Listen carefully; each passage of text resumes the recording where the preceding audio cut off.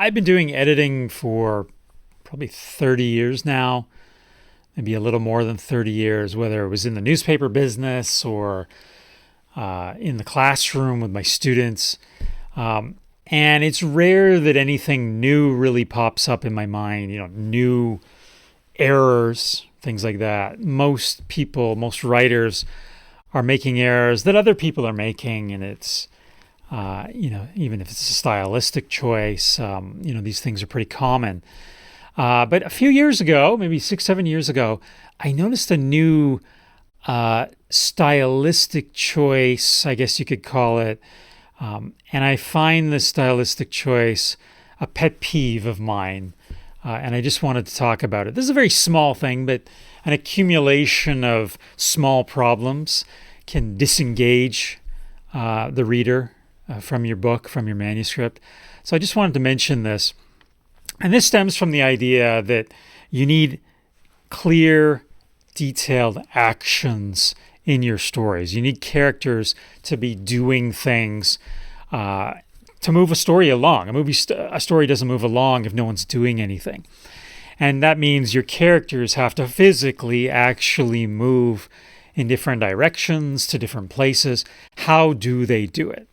And a few years ago, I noticed people starting to use this phrasing. I made my way to the classroom. And this just bugs me as someone who wants writers to write in a detailed way and have detailed actions. To me, made my way, and it comes up in conversation. I hear journalists on TV, broadcasters using it. Reminds me of someone like floating.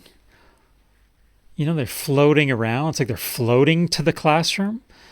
And it just seems not specific enough for our purposes. And we want to have very detailed, specific language. So